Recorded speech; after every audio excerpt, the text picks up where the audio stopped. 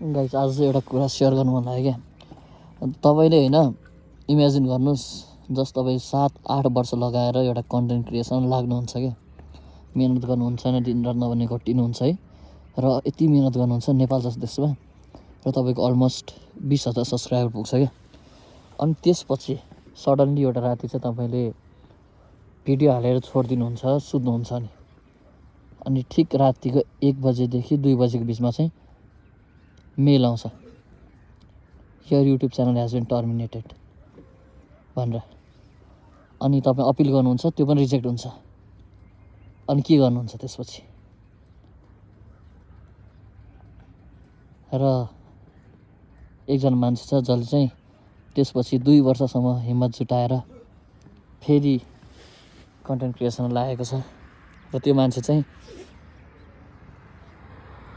म यो